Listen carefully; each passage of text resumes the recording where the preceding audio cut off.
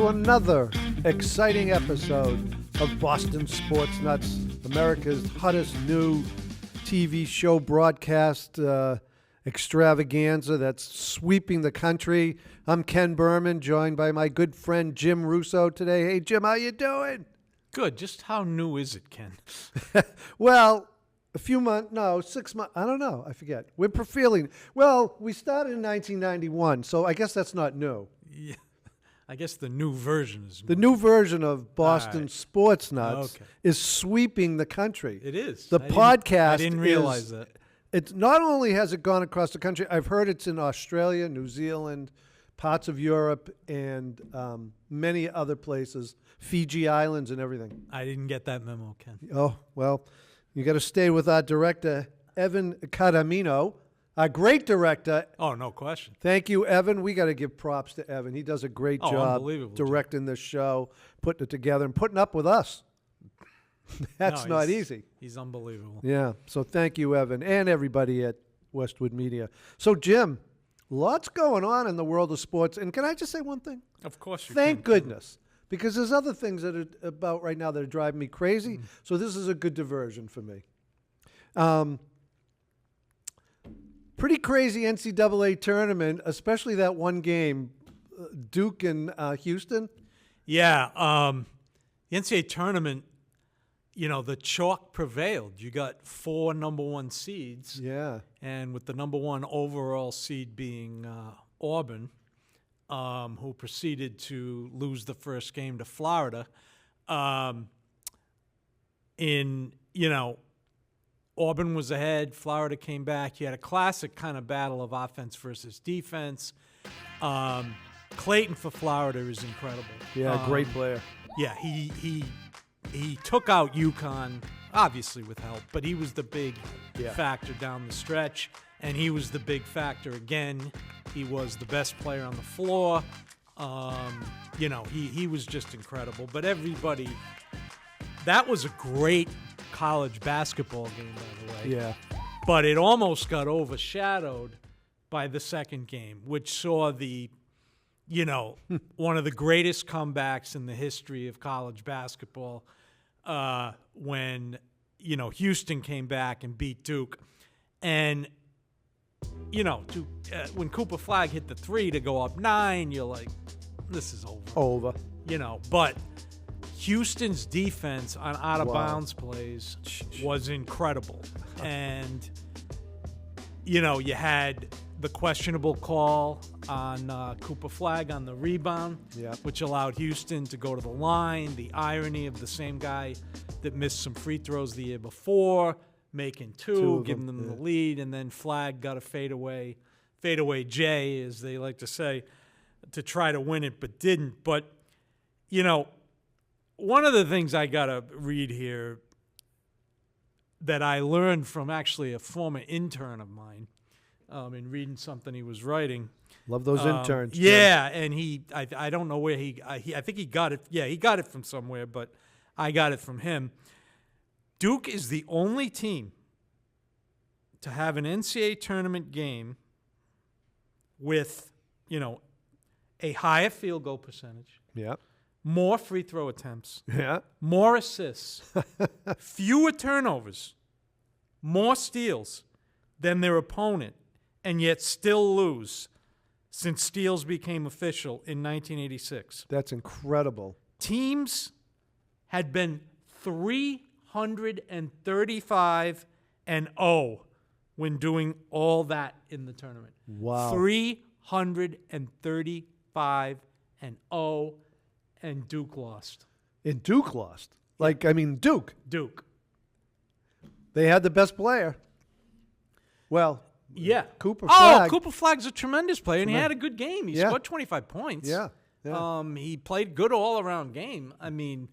He missed the final shot, but that can happen. We've seen pros do that. Right. He was it's just an incredible comeback. And, Jim Nance, there's a picture of him almost shedding a tear, or maybe shedding a tear, the big Houston alum. And, he brought his son to the game. And saw Olajuwon at the game. Olajuwon was there. Remember, Houston has not won it. They lost 2 finals. Right. I mean, they had Olajuwon and Drexler and lost. Right. So, I mean, we'll see Monday night. Everybody was picking Duke. Not everybody. Most people were picking Duke. They said they had the size. They had Flag. They did everything you said in that. Yeah. And managed to lose the game. But I'm with you. When you watch some of these tournament games, especially when it gets to the Sweet 16 and the Final 8, boy, can college kids ramp up the defense or what? They make it tough to get shots off. Let's talk about that. Yeah. Let's talk about that. Both of those games, I thought both teams really put out in defense, especially the first game. However, the thing I noticed, the court seemed smaller than an NBA game. Now people would say, how can that possibly be? By the way, I agree with you. Because NBA players are bigger. They're stronger. Well, that can possibly be because it's clear what would happen to this game in the NBA to me after watching those 2 games if the three-point shot was eliminated. Yeah. Because in college, they just don't have to guard as much of the court as they do in the NBA. Right. And the court looks small to me, especially in that first game. But, yeah, Auburn and Houston particularly just play phenomenal defense. Yeah, I was rooting for the Auburn team because coached by a Sharon High School alum. Bruce Pearl graduated Sharon High, I believe, in 1978. So being from Sharon, we were rooting for him, but not to be. Had a great season again. He's a great coach. He did. I like Florida's style. Yeah. They're a fast break team. Yeah, yes. And it was an interesting matchup in styles in that game. Mm-hmm. And the final will be, too, because you got Houston, who, toughest team in the country, they like to say, and they're playing a very quick team in Florida. So, and to me, it's always harder to make a game quicker than it is to slow it down, especially in college. Right. It should be a fascinating matchup. Who you picking, Jim? Let's get to that. Who you picking? I don't know. Go ahead. Yeah. I really don't have. The one thing I like about Florida is Clayton, and I don't know if Houston has a player like that. It does But their defense is so phenomenal. Yeah. If I had to pick, I'm going to pick Houston because it is easier to slow down a game. Yeah. I'm going to pick Houston because I want Florida to lose. I actually would like Florida to win for a couple of reasons. Okay. Billy Donovan is the former coach. Al Horford. Al Horford. Our guy. Yeah, absolutely. And I always root for the team that runs fast breaks if they're playing a team that slows the game down. Yeah. However, I really, really admire and respect what Houston is doing, especially not They're not a big team either, Jim. No, and I really respect them. I mean, what else can you say? Sampson's done a phenomenal job. We can't totally get into him because he had a little bit of a he's made a tremendous comeback as a coach too. Yeah. Oh yeah. Sampson. Yep. He had some downtimes, some things that we don't know about, but anyway, he's made a great comeback. He's brought Houston back to this spotlight, and it's be a great game. Yeah, absolutely. And you're right. Florida likes to run, and you and I like that. Yeah. Yeah, and that's why. But since I'm a Seminole fan, Florida State, I can't root for Florida. Got it. Okay? Got it. So got it. Gotta get all my reasons, personal stuff in there. Speaking of your teams. Yep, my other team. You have another one. Yep. And that's the UConn Huskies. So I'm sure you're extremely happy with yesterday's result. Oh, man. The UConn women's team win their 12th NCAA tournament under Coach Gino Auriemma. Just a phenomenal program. Great talent, well coached. I'm a fan. My daughter went there, so I'm a fan. But I admire that program. I admire him. They're good year in and year out. And that Paige Becker's, they got three good players. But Becker's, I was really rooting for her. She went through a couple of tough injuries. Oh, yeah, unbelievable. She's come back all the way, and she's a great player. Well, I watched the game on the Bird and Taurasi show, and both former UConn stars, NCAA champions. And they said that Auriemma might consider this his most special title, given everything that they've went through with the injuries and everything. And, especially. because the other young lady had injuries too. Yep. Yeah. Yep. And just a phenomenal win. They dominated that game. They beat South Carolina decisively twice. And they're the defending champs, and always a good program. The only thing I will say, I think they would have won anyway, but it's a shame that Juju Watkins got hurt, so that when UConn played them, USC didn't have her. Right. I still think UConn would have won. Well, they won by 34. They won the I think they would have won. Yeah, I think they still would have won. But it would have been much better. Yeah, because you would have had the two top players in the country. Ironically, they would have been going at it in a regional final instead of a Final Four game. But taking nothing away from UConn. Well, to win the semifinal game by 34, and then to win the final game by, 23? Yeah, or I just like think that. their big three was incredible. To have that in college in this era of NIL and all that, to have a big three like that, and they were talking about they had Caitlin Clark on, and she was asking, do you think he'll retire? And it's like he keeps getting players that I don't know. Gonna make him want to stick around, I would think. Yeah. So, obviously it's a personal decision. He doesn't hint at retirement, really. No, I mean, I didn't hear him talk about it. He's got those two players coming back. I mean, it's and he seems to enjoy it. So, he's built something special there. A lot of the stars were there yesterday. He had a tear in his eye after that. And because I think of Paige Buckers. Yeah. And, but Maya Moore was there. Brianna Stewart was there. Rebecca Lobo was doing the other telecast. Yeah. Just, Boy, when you think of the talent that he's brought through that program. It's incredible. They've all been stars in the WNBA, too. Yeah. It's not like they're just good college players. Yeah, unlike a certain men's program, which is Duke. Right, yeah. They've had good players in the NBA, but they haven't had, Yeah, no, it's a good point. Leitner was a player of the year, and, Grant Hill was a great player, but he had injuries. Yeah. Bobby Hurley, unfortunately, got in a car crash. Yeah. Tragically. But if you go down through the years, they haven't had, like, one of the greats of the greats like UConn has in the WNBA. Yeah, so. interesting. And it's not a problem. Mm-hmm. It's just how it is. Yeah. I mean, Duke's a great program. Oh, no question. And they're always there. And, they transitioned from Krzyzewski to But they haven't had a Michael Jordan, a James Worthy. Right, they haven't. So. Yeah, they haven't. So, well, anyway, we're actually doing the show on the Monday of the day of the Final Four game. So on our next show, we can do a little talking about that outcome. Oh, sure. Of course. So come back for Fascinating matchup, like I said. Yeah, good matchup. So let's transition a little bit here. So it's spring, in case you haven't noticed, Jim. I was driving here. It was 39 degrees and rainy. Really? So that's spring in New England. I did the same. Right? So that means the Red Sox started. Yeah. Not well at 1-4. Yeah. But since then, 5 wins in a row. Now they're 6-4. Yeah, the turnaround's been incredible.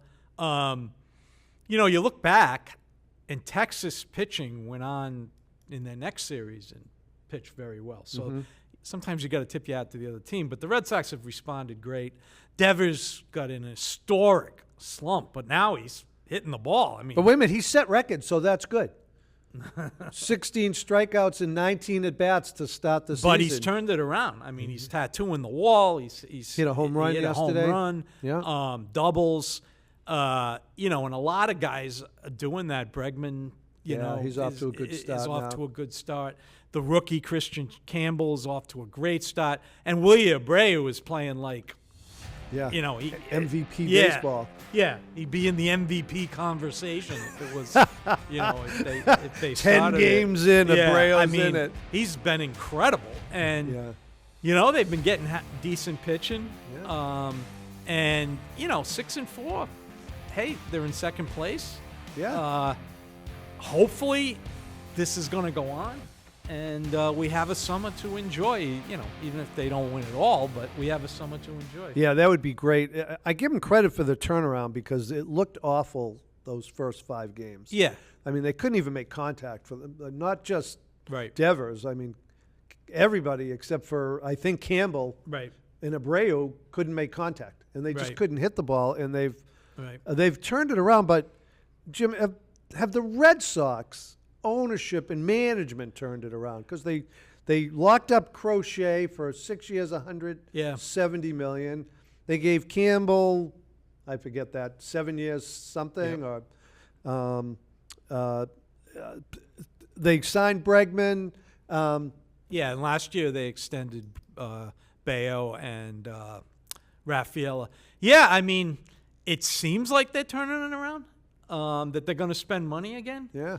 I hope this keeps up because let's say this team wins 87, 88 games and makes the playoffs. It means they're not too far away. Right. So I hope it keeps up.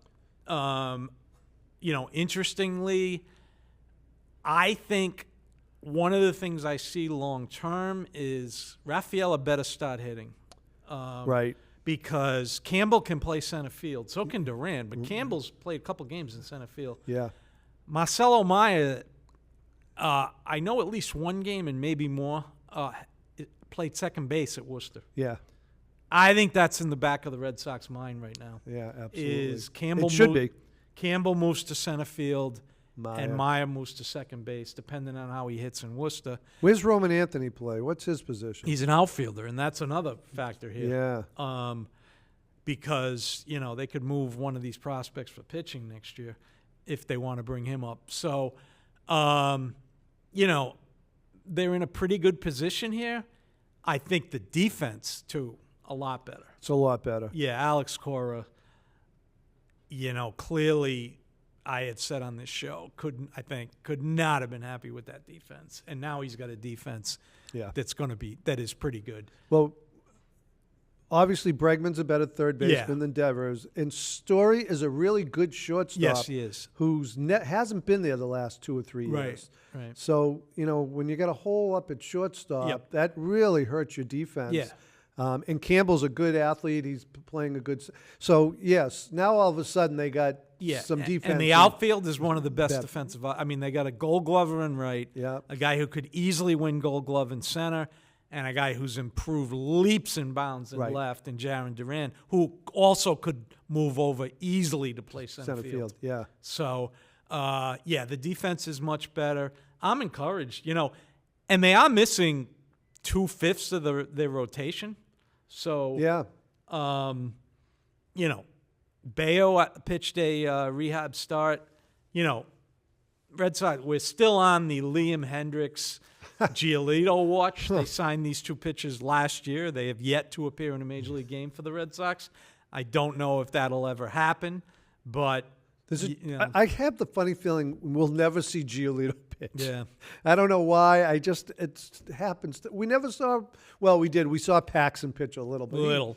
He hardly pitched either, right? Yeah.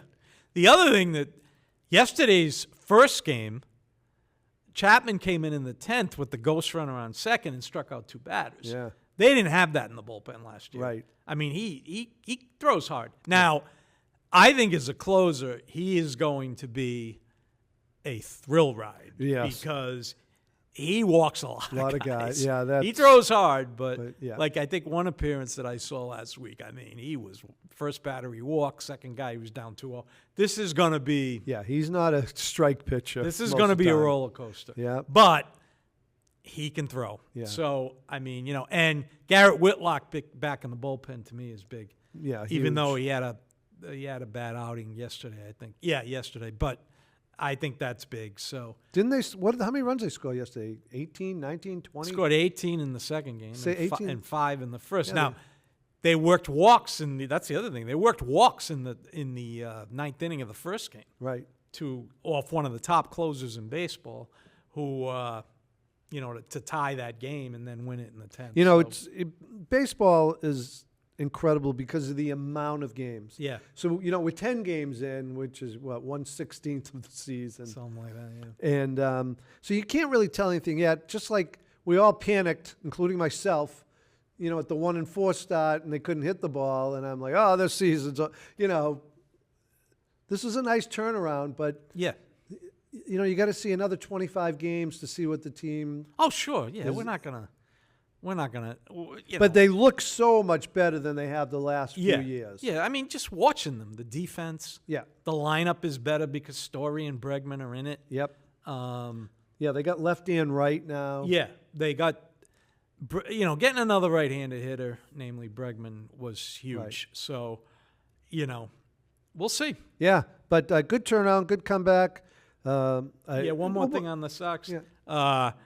It was really fun, I think, for people my age and a little older, a little younger. I wanted to see the ask you about 75 this. Players. Yeah, and they had a good number of them there. Yeah, Yaz, Cecil Cooper. Rick Burleson, Rico. Oh, Lynn was there. Rice was there. The whole outfield. Rice, Lynn, and Evans. Yeah, they were all there. Pudge was there. And they honored Louis Tion. Bill Lee was there. It was really fun to see them. That was a magical season, even though they lost the World Series. But in true Boston form, there were people calling in to shows saying, "How do you honor a team that didn't win?" I've heard that said about 67 by a certain local talk show host. Right. First of all, you can never, say the standard in this era is the same as before. Right. Back then, especially 67, the leagues were totally separate except for the All-Star game. Right. Everybody talked about winning the pennant. The pennant was a big deal. Bobby Thompson's home run in 1951 won the pennant. They lost the World Series to the Yankees. Right. Winning the pennant in 67 was a big deal. Huge. 75, they had a heartbreaker in 72. They had lost a lead in 74. Right. I mean, it was a big deal. Plus, Freddie Lynn made a great point before the game. They were young. He was a rookie. Him and Rice were rookies. Right. And he said, behind us in the bleachers, there were a lot of young people. I think they identified with them. And that it was one of those teams that the city really adopted. They were correct in saying that. Right. And even some championships that doesn't happen. Right. So I don't buy any of that. Well, I'll honor that team as many times as they want. Yeah, I'm with you because I was 18 years old or 19, whatever, 75. I was 18 years old, huge into the Red Sox.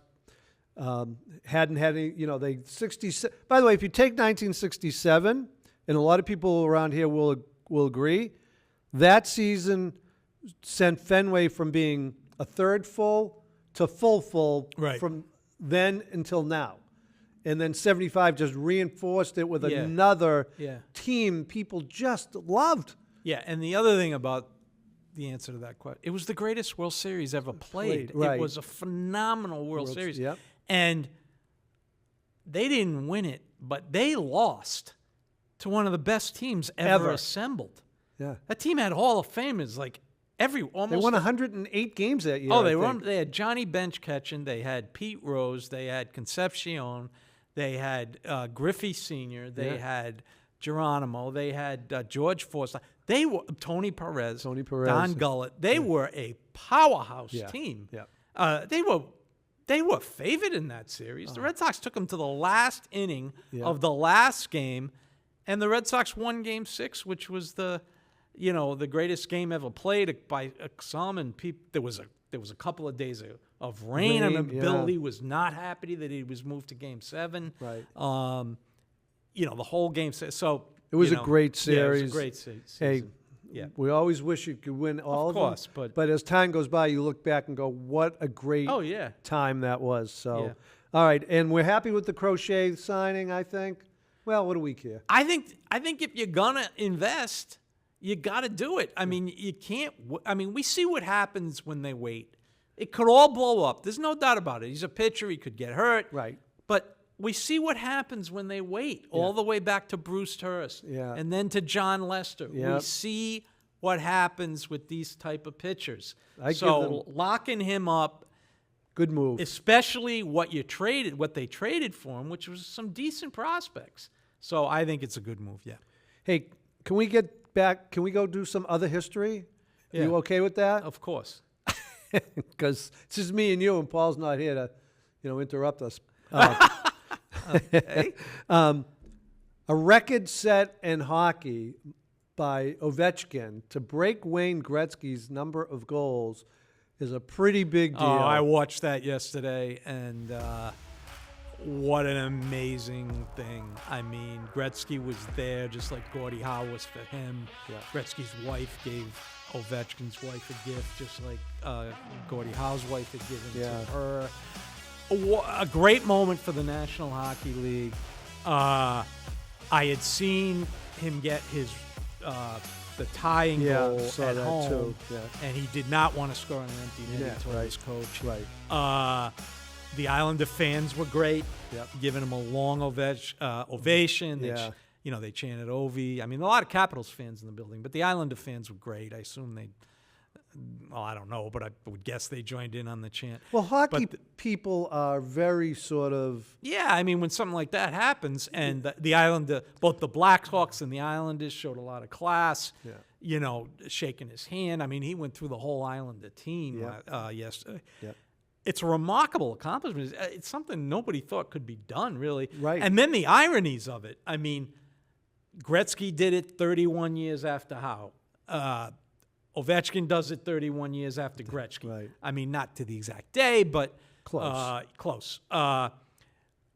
Number of games. Ovechkin gets his tying goal one game earlier than Gretzky, and then the go-ahead goal, the same number of games Gretzky has played. Yeah. Just incredible stuff. Yeah. And, what can you say? It was a great, great, great moment for hockey, and I think he's going to play one more year, so he's probably going over 900. We'll see where he can take this. But, Ken, I want to say something else about this. Yes. I want to quote you a Wilt Chamberlain-like stat. As we know, those of us who followed the NBA for a long time, Wilt has some just amazing statistics. Like one year he averaged 50. Yep. Just some amazing stats. 100-point game. His, I think, one of the most amazing stats in sports. Wayne Gretzky has more assists than anyone else in the history of the National Hockey League has points. That is unbelievable. That's crazy. They talk about the goal record being passed. Who's going to pass his points record? I mean, my God. Or his assist record. How many assists is it? Do you know? Oh, it's like 12? 1,900. 1,900 or something like that. Yeah. Something like that. You had texted that out, and it's unbelievable. I mean, I may be wrong on the number, but it's just that we all watch Gretzky play, and I mean, he was incredible to watch. I mean, his passing was, and hockey's, as we always say, such a funny game with all the bounces of the puck and the puck luck, but he seemed to be in control and knew where the puck was going to go and where the guy was going to be open. And I think Paul Coffey, his teammate, his great teammate, said he wasn't a goal scorer. He was, just setting people up and did all that. And he cited all this other stuff. He was, and he had nothing but great things about him. And that wasn't a negative. It was just, he was saying that his game was so well-rounded. It wasn't just, I think he was saying that it wasn't just, where Ovechkin is just a goal scorer, but much more. He hits. He's physical. Yeah. He's been physical his whole career. Yeah, Gretzky. They're two different players. Yeah, absolutely. And Gretzky obviously has way more assists than he does, but takes nothing away from Ovechkin. No. Gretzky didn't play as physical as he did. So, but great thing, no doubt about it. Great for hockey. Wait a minute, I'm getting something from our great producer, Evan Cardamino. 1,963 career assists. There you go. 2,857 career points for Wayne Gretzky. That won't be broken. The goal thing, maybe, some guy plays 25 years in the NHL, but not the total number of points. That's the other thing I read this morning is people forget Gretzky played a year in the WHA for the Indianapolis Racers. That's right. He did. He has goals there and assists there. And Ovechkin played in the KHL, which is a league in Russia, which is very good. Yeah. And Ovechkin had over 50 goals, and I think Gretzky had over 50 for Indianapolis. Did he? Yeah. Yeah. Incredible players, and hey, good for hockey, good for Ovechkin. By the way, Gretzky, class act. Goes on the ice, gives the speech, immediately goes over to his fellow Hall of Famer, Patrick Roy, who was coaching the Islanders, shakes it. What a class act. Yeah. Boy, hockey is... They are so supportive of each other, I think, more than any other. Yeah, and it's amazing because on the ice, they're just... Yeah, they're ready to take their heads off. Yeah. But when they're not on the ice or the game, they're the most supportive of all of them. So as long as we're in hockey, I got a Bruins thing on my mind. Okay. First of all, they lost like 11 games in a row or something like that. That's like unheard of in hockey. Like puck luck wins you a game here and there. Right.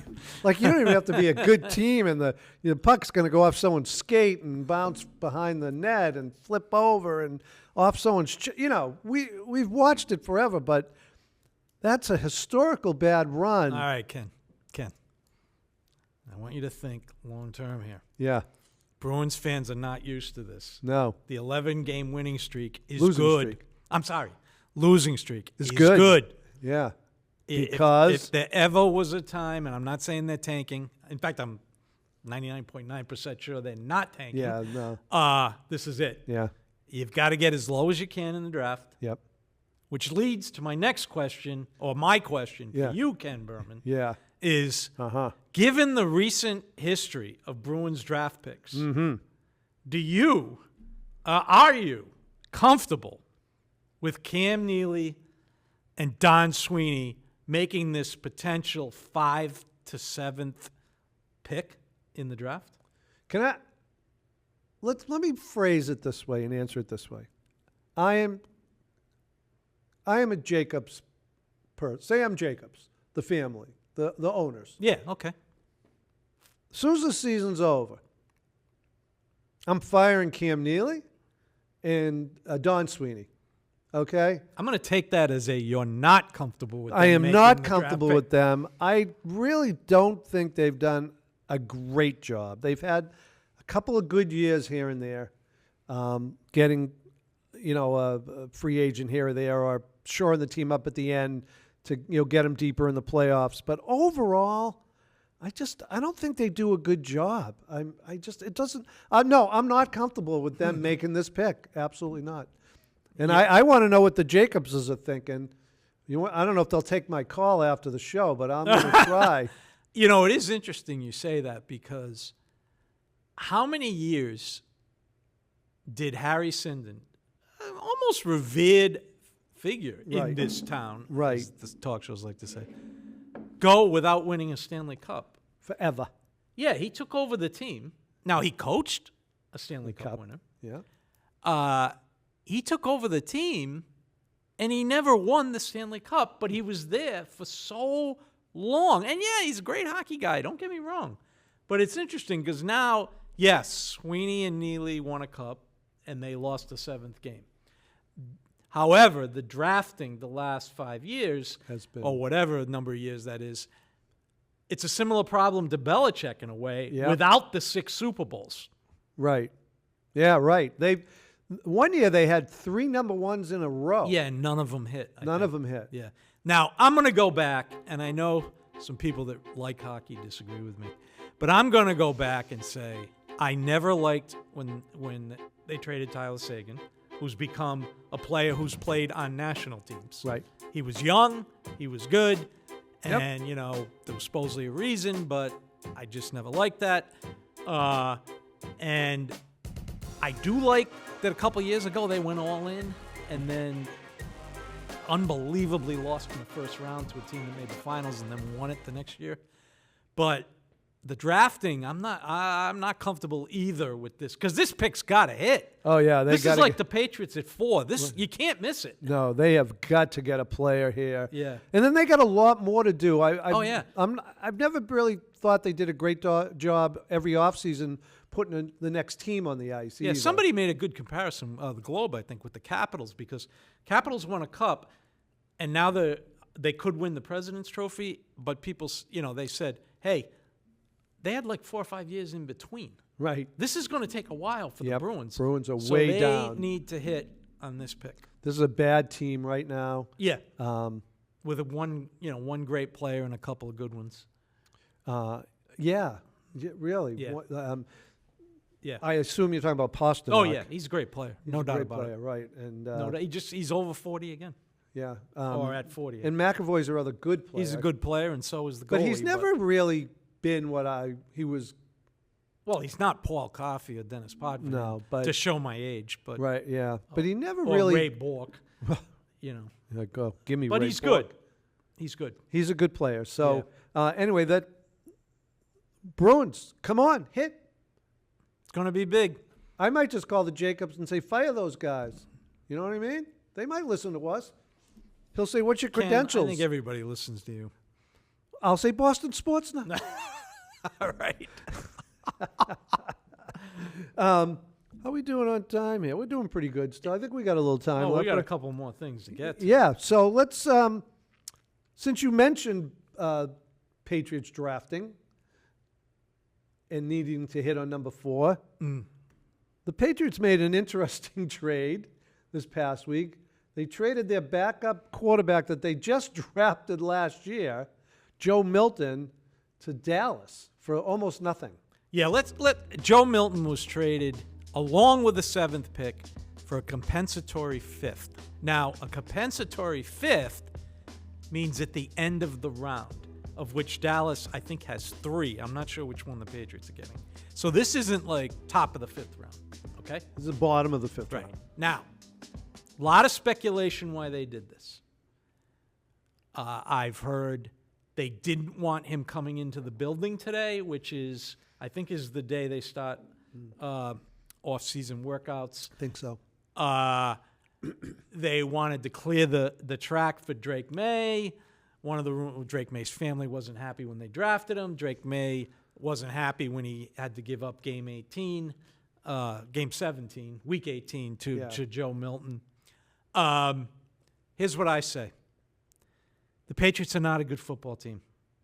They were within one game, of which they should have lost, of getting the number 1 pick. Right. Okay? This group of Patriots, with maybe one exception on whatever number of the players they have under contract right now, has never won anything. Right. Anything. Okay? I think Drake May is going to be a great quarterback. Yep. I'm very happy he's on the Patriots. Yep. He has not won anything in the pros. Not yet. He is a second-year player with half a season's experience under his belt, maybe a little more. Okay? Number 2, Joe Milton impressed in that game. He did. Okay? As our absent partner has pointed out, he made the throws. He was at the game. He was mobile. Yes, he was at the game. Paul was at the game. This is an asset. If the New England Patriots are, 1, appeasing a second-year player, or 2, afraid of, Drake May has a bad game and the fans are going to call for Joe Milton, then I don't know what we're doing. I don't know what they're doing. They were 4-13. 2 years in a row. Okay, do the math. That's 8-26. Is that bad? Yeah, I think that's pretty bad.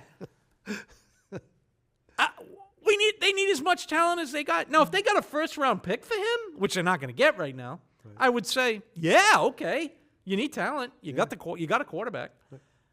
Now, play him in the exhibition. Hopefully he has 2 more good games and the pick goes up. Yeah, you get a third. But they're afraid of this? Now, we don't know this, by the way. I will qualify this. This is the media. I don't know this is true. Right. This is said with a big capital I and a big capital F. But it doesn't look like they got a lot for him. No. So this weekend's rumor is this. I haven't heard that Joe Milton asked the Patriots, said to the Patriots, I don't want to be here anymore. I don't want to be in Drake May's shadow. I think I should be the starter, so I want to go somewhere else.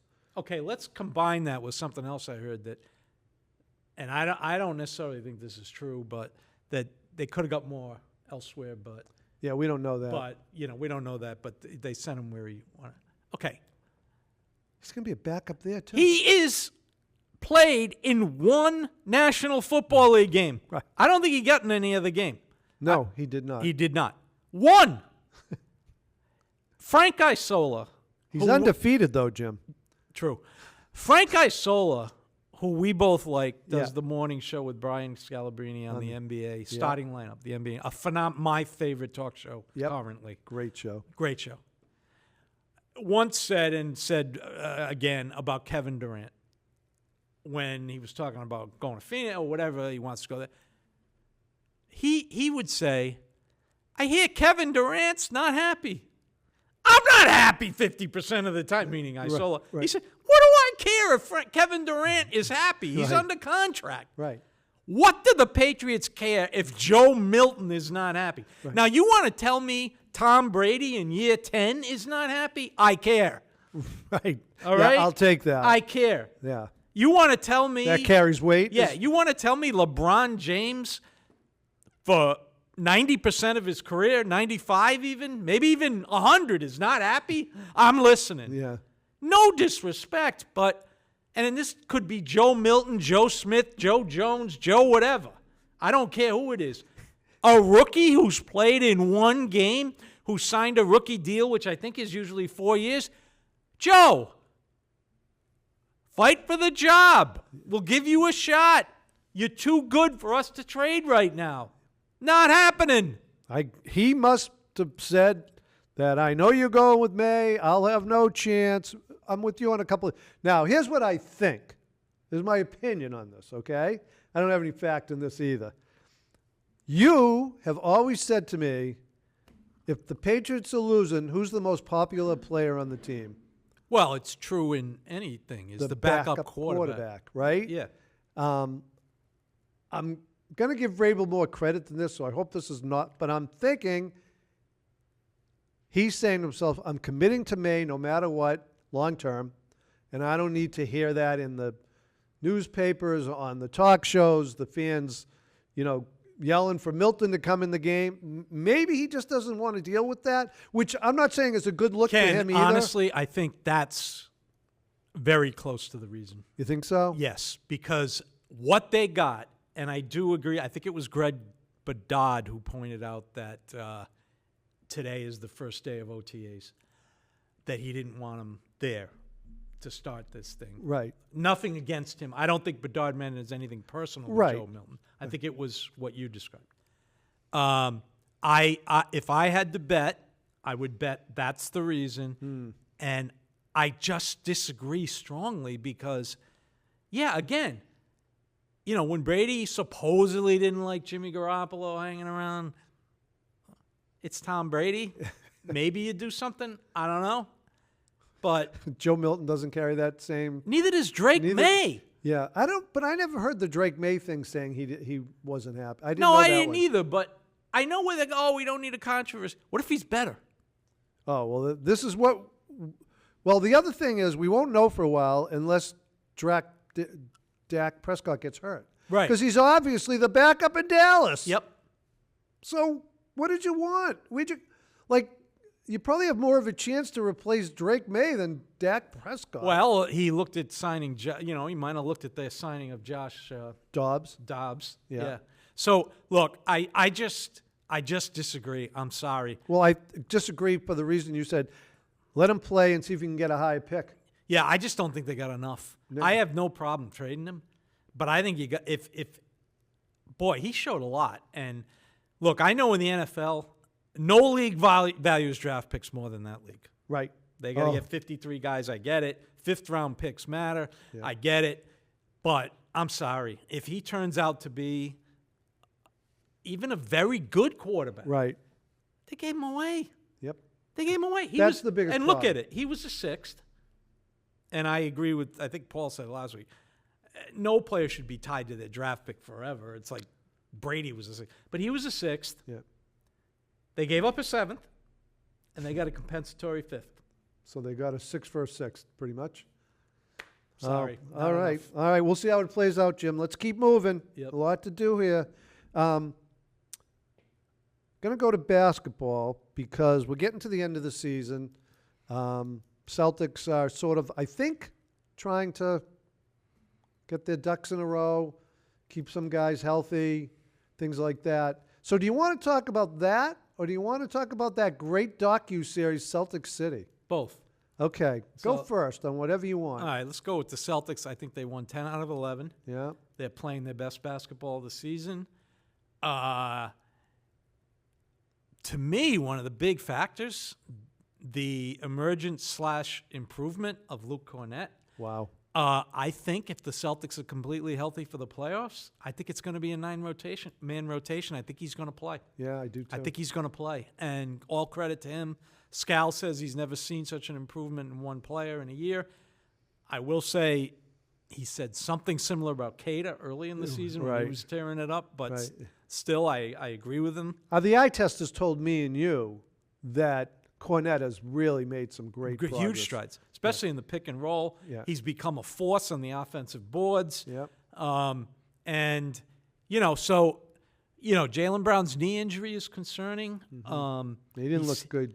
He said he's not playing because of this, but he now needs 3 games of 20 minutes or more out of the last 4 to be qualified for postseason awards. We'll see how much he sits out. He says he's learning how to play with it. I don't want him learning. I just want him to be healthy for the playoffs. I know they all like their postseason awards, but I could care less about that as a fan. So, I think they're in, and if they go 2 for 4, they're going to win 60 games, which is a heck of a season in this era. Yep. It's just 2 teams had phenomenal seasons, OKC and Cleveland. Yeah, they sat Tatum out this past game and Porzingis. Yep. No real reason except they make up a reason. Yeah, and I think they got a back-to-back this week with the Knicks being the first game. So I think you'll see almost split squads probably. Probably. And we'll see. And, as someone pointed out, when you finish second, you're going to know the first night of the play-in who they're playing because they're going to play the 7-8 winner who's going to go into 7. Yep. And, we'll get into that playoff stuff. When that happens. Yeah, but, it seems like they've sort of rounded in to form at the right time. Yeah. They went 14-1 in the month of March. Wow. 14-1 in the month of March. Yeah. And they're continuing that here in April. They won 6 in a row on the road, came home, and you could almost bet money on it. Yeah, Scal calls that a schedule loss. Schedule loss. They were going to be flat. Yeah. I know someone who went to the game and were so excited to get to go to a game, and they went to that loss against the Heat, and they said to me they were just so flat. Yeah, their road record, they've been incredible on the road. Yeah, they've been just incredible. Right. Now, before we get to the documentary, I want to say one more thing about that team. Last couple of games, I've noticed something. All right? Especially with Tatum and Brown out, there's been some plays where there's an awful lot of motion. Yeah. Mm-hmm. Cutting into the lane, coming out, someone else cuts in, cutting out. Mm-hmm. There was one play in particular, Tatum was on the court. I think all 4 other guys at one point made moves into the lane or bluffs into the lane. Mm. The play finished with a great Tatum pass to Drew Holiday for a layup. Yeah. And I saw one of the players say, we might be trying a couple new. Is that it? Are they adding something here down the stretch? Be nice. Yeah. Very interesting. Have another wrinkle for the playoffs. Yeah, very interesting. Because, they're predominantly a pick-and-roll team. Right. By the way, another thing about the NCAA tournament in relation to the pros, they don't run as many pick-and-rolls, and, there's more motion. But they also don't set the picks as well. No, they don't. There's very little contact. Right. It's like they just go up. They're all ghost screens. Yeah. Yeah, I noticed that too. And it's like you can't. Ghost screens work if you're setting picks most of the time. Yeah. They don't work if that's all you do because nobody gets faked out. It's like, with the Celtics, that'd be interesting. Well, who we were just talking about Cornett. He's a big cutter to the basket. Yeah, and he's been great on the pick and roll. And the other guy who never stops moving really is Hauser. Hauser and Holiday. I think Holiday moves. Yeah. Yeah. Hauser moves a lot. He moves a lot. Yeah. And by the way, another thing, very encouraged. He's not going to play in the playoffs. I find it hard to believe that he will. But encouraged the way Baylor Shireman's come along this season. He went down to G League, tore it up, and when he's gotten his shot, he's played well. Because in the beginning, he couldn't make a shot. He didn't look good. But, boy, props to the G League because he's a perfect example. Go down there, play, and get your game. Yeah. We'll talk about him more in the future and stuff like absolutely. that. But one thing about Shireman, the eye test says to me he has real good court sense. Well, it looks like that to me. Yeah. So before we get to the doc, I got one more thing to say. Yeah, go. Back to Cornette. Yeah. I think he's playing his way off the Celtics. You were saying that. He's gonna earn money, isn't he? Cornette.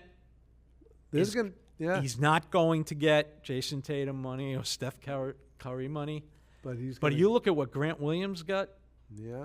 Over 10. I forgot the exact number. I don't know how the Celtics afford 10 or more. Yeah. I mean, how much can this ownership do? I mean, at some point, whether it's the new or the old ownership, I mean, they're just paying extraordinary luxury taxes. And, let's say they could get him for 10. I think that's the equivalent of 40 for them. How can you pay the ninth man on your team? I don't know what they're going to do. $40 million. But that's a topic for another day. But I do want to mention, and kudos to him. And plus, fans love him. He's great to watch. Teammates love him. Teammates. He's funny. Yeah. Great stuff, Luke. Keep it up. Yeah. Great stuff. Yeah. So. Well, they got to, their bench would be him, Hauser, Pritchard. And Horford. Right. Not bad. Yep. Okay. All right. Well, before we do run out of time, let's get into this a little bit because it's not over yet. Right. We're 5 episodes into Celtics City. My opinion, a phenomenal documentary series. Yeah, I think it's been awesome. I think they've done a great job with it. Let me tell you some of the things I've liked and then a couple of things I think they missed. Yeah. Okay. First thing I really, really like is the amount of time spent on Dave Cowens. Yeah. It is about time. Oh, by the way, did you see the article in the Globe? Yes. Great. A good. I was thinking of you the whole time. Tip of the hat to Gary Washburn for doing that. Yep. And we learned why Cowens didn't participate. He said he's talked enough, and he wanted people like Don Chaney to talk. One of the greatest Celtics ever. Absolutely. He won co-Rookie of the Year, so he won Rookie of the Year. He won an MVP. He won 2 titles. He was one of the best centers in basketball in the era where centers mattered. Yep. He was a revolutionary player, being a small center who ran all the time. They don't win those titles without him, even though they had John Havlicek and JoJo Wade. Oh, absolutely. Yeah, right. Totally. Very, very, and a unique character. Bob Ryan's favorite Celtic to write about, I think. Yep. He said that. So really like that. Obviously, the Bird era was great. Yeah. The interviews with Cousy were great. The focus on Russell was great. Overall, just phenomenal. But let me just be a little nitpicky. All right, go ahead. You ready? I'm ready. Okay. I'm all ears, Jim. I think they've done a good job at, the city of Boston and the Celtics and all that. And for instance, Bill Russell played for the Celtics, and then later on, we got the statue. He had the Bill Russell net. But at that time, I played for the Celtics, and I don't know how he felt about the city later on. Obviously, that's up to him. Bob Cousy. Bob Cousy basically started the National Basketball Association Players Association. You're right. That was not mentioned. That should have been mentioned. Oh, yeah. Good point. That goes beyond the Celtics, beyond basketball. Tommy Heinsohn almost led a walkout of the NBA All-Star Game at the Boston Garden over pension issues for the association. Right. Did not mention that, did they? It didn't happen. Walter Brown, a great owner, without whom there would be no Celtics. Right. As we know them, was furious at Heinsohn, and he loved his players. And I don't know how long that went on, but it went on a while. Yeah. They eventually played. That should have been mentioned. Right. They did a phenomenal job in the last series on the Celtics 3-1 comeback against Philly. Right. That was a series for the ages. They documented McHale blocking Tony. I was there. Yes, you were. All of that. 1968. Celtics had won 60 games the year before. I hope it's not a preview of this year. Right. But Philly won 68 in 1967, and Philly beat them 4-1. A lot of people thought the Celtics dynasty was over. Right. They were down 3-1 in the Eastern semifinals to Philly the next year. Unlike the 84 team, and 2 of those 3 games were going to be at Philly if they could extend it, okay? In an era where home court mattered. Right. Boston won those 3 games. What do we get in the series? A newspaper clipping, I think, saying Celtics down 3-1. Yeah. And then something about the 7th game. I'm sorry. That had to be linked. They do a great job linking history. They do. JoJo White, St. Louis. I didn't know the White-Tatum connection. Right. That was great. Right. Jaylen Brown, Bill. I mean, they've done a great job. They didn't link that. But you can't diminish these. It's not all about Bird. And I love Bird. But that was a huge series. Right. They were done. Yeah. They weren't supposed to win anything in 68 or 69. No. And come on. Yeah. I mean, the dynasty was going to end. Right. And a lot of people thought it was over. They thought, all right, Chamberlain's now going to have his day. Yeah. That was a phenomenal comeback. Yeah. I'm picking at the edges. Right. Phenomenal series. Right. Love it. Can't wait for the night. Yeah. They missed a couple of things, but overall, it's been fascinating to watch. Very interesting. I'll say from a personal standpoint, I went to a lot of the Havlicek Cowens White games, saw a bunch of them. My favorite era, favorite team. Havlicek's my favorite player still to this day, as much as I love Bird and all those guys. Havlicek's still my favorite player from the Celtics of all time. But when they started showing the games in the 80s with Bird, I bought season tickets his second season. And I had it, obviously through the rest of that whole. Yeah. So they're showing a ton of games that I was at. That's and awesome. it's you relive them. Yeah. When you're watching them, you relive them.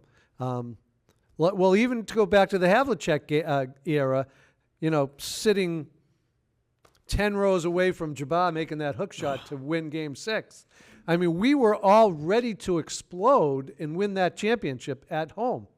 And he makes a 15, 16-foot hook shot from the baseline over Finkel, who actually played good defense on that play. Unbelievable. So yeah, and they did a good job of in that series of saying how big that was. They showed Havlicek's shot over Jabbar, over right? Jabbar, yeah.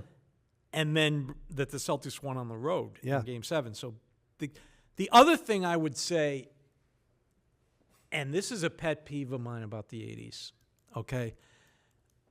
Obviously, we lived it, and everybody talks about how great the 80s are. I've said this before. I'll say it again. The 80s were a fluke, and they were a fluke because, first of all, there were 4 to 5 great teams during that period. Right. Most everybody else was awful. The talent was not distributed as it should have been in that era because of a few things. Number one, if you go back and study that era, how does a team with Kareem Abdul-Jabbar, Norm Nixon, and Jamal Wilkes, who won over 40 games, I think, the year before in a shortened season maybe, I'm not sure, you'd have to look, get the number 1 pick in the draft and get Magic Johnson. How does Magic Johnson, a top 5 all-time player, get drafted 1 onto a team with Kareem Abdul-Jabbar? That's because a few years earlier, the Lakers had traded veteran guard Gail Goodrich for a number 1 pick. How does a team that wins their second title in 1982 with Jabbar, Nixon, Magic, Worthy. Get James Worthy number 1. Another bad trade with Cleveland. Okay? All this talent is funneling the Lakers. The only reason the Celtics were able to compete, they did a good job with the junior eligible, with Larry Bird. Right. Okay? Old junior eligible rule. All right? How does that team get the number 1 pick? They won 60 games Bird's first season or whatever it was. Right. How did they get the number 1 pick so Red could make that deal with Bill Fitch's help, I think, to get Parrish and McHale? Because they had traded Bob McAdoo for picks with, trivia question, a legend, a basketball legend, Dick Vitale. Oh, Detroit. Right. Now, the last week ends on an extremely sad note. And I think tonight they're going to go into it, the death of Len Bias. But again, ask yourself, the Celtics had won 3 titles in the Bird era. They were tied with the Lakers in the Bird Magic era. Bird had just won his 3rd consecutive MVP. Yep. Okay? Yep. We were all tied up. How did the Celtics get the number 2 pick and pick Len Bias? Because they had traded General Henderson. Mm-hmm. Now, that case they did mention. I think they needed to say, I know it's not totally Celtics, but they needed to say why these teams were so great. Yeah. And I agree it's a pet peeve of mine, but, and that also, like when people say, LeBron went to form his own team. That's because he played with 1 All-Star, Mo Williams, first time around in Cleveland. They couldn't give him any players. Why would Bird or Magic leave those teams? Right. Magic's going to leave Jabbar? Sorry. Bird's going to leave McHale and Parrish? Sorry. Right. Not going to happen. Never mind Danny and DJ. Oh, God. The starting lineups were phenomenal. And we all know that we know here in this room in 1986 is maybe the greatest team of all time. I think it is, and I'll give them credit. Again, like I said, I got 95% favorable rating on this thing. They did a good job emphasizing the importance of Bill Walton.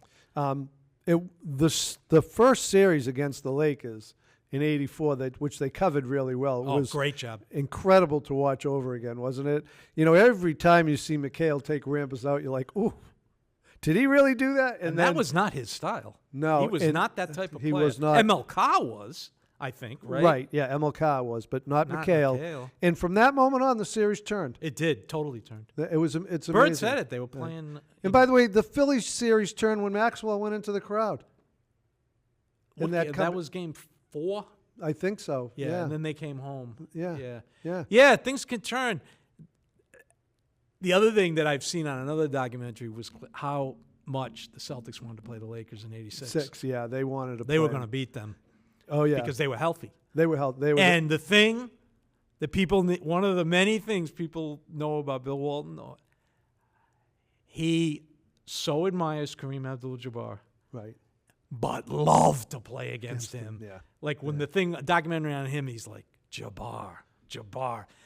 And the first game of the Lakers, you might remember this, in the regular season at home, he came off the bench and was unbelievable. Yeah. Just unbelievable. Hey, they went back-to-back at UCLA centers, right? No, there was a gap. Oh, there was the Wicks Row era. Right. But they really were UCLA basketball. Oh yeah, Jabbar won 3, he won 2, and he lost to David Thompson in double overtime for trying to win the third one. A game he's. An amazing documentary. Still episodes 6, 7, 8, and 9 to go.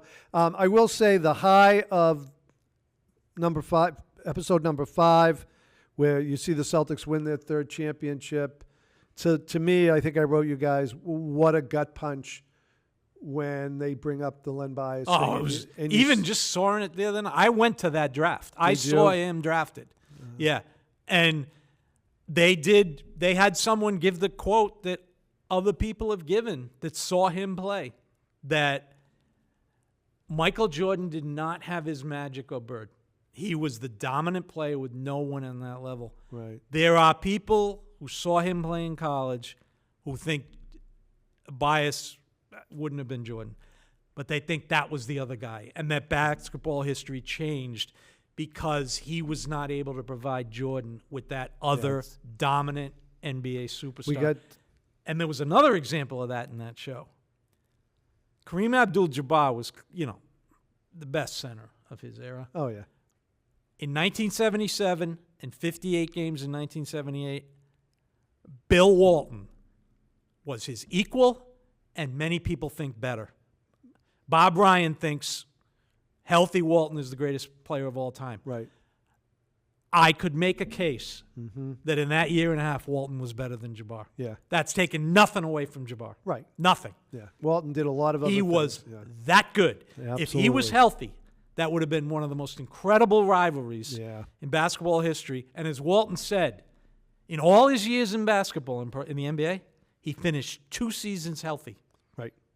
He won the championship. He won the both championship times. both times. Yeah, 77 and 86. Young people probably will, unfortunately, never realize how great Yeah. that guy was. Yeah. Sad And that his unfortunately, none of us tragically will ever know how great Len Bias could would have have been. been. Yeah. And I'm So look- we're I'm going to looking get forward to it. to tonight, but it won't be enjoyable. But No. they need to do it. They Well, need- with it's- the next couple episodes are heading into tough times tough for the times, Celtics. yeah. And they need to do it. It's part of the story. Part of the history of the Boston. So, all right, Jim, we're out of time here Oh, at all right. Boston That flew Sports by. Nuts. So, yeah, right? Yeah. So, thanks for listening, watching, tuning in. Catch us on Spotify, Apple, YouTube, subscribe, all that stuff you do nowadays. Do all that for us. And we'll see you next time on Boston Sports Nuts. For Jim Russo, I'm Ken Berman. And for our great director, Evan Catamino, thanks for watching. We'll see you again. Thank you for watching Boston Sports Nuts. You can find all of our episodes available on Spotify, Apple Podcasts, and YouTube. For more information, go to westwoodmediacenter.tv or follow Boston Sports Nuts on Facebook, Instagram, and X.